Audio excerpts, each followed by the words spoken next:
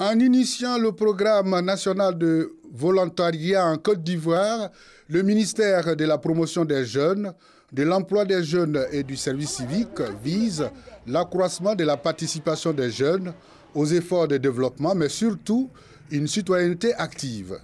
Cette action gouvernementale, appuyée par le PNUD et le programme de volontariat des Nations Unies, est en pleine exécution.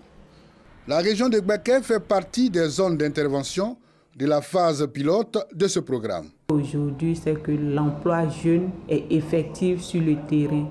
Le jeune, en tout cas, il suffit seulement qu'il nous approche afin que nous étalons les différents projets que nous avons à nos seins pour qu'ils puissent s'insérer.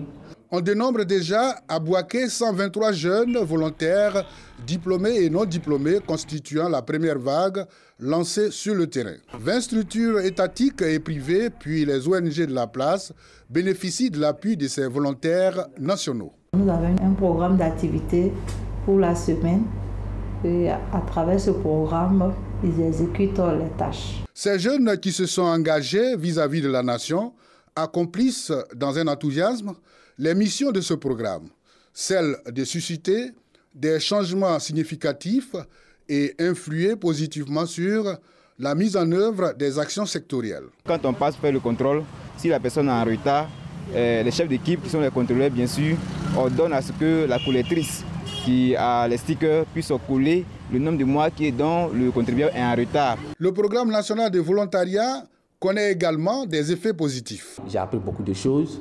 J'ai côtoyé le monde du travail, comment le monde du travail fonctionne.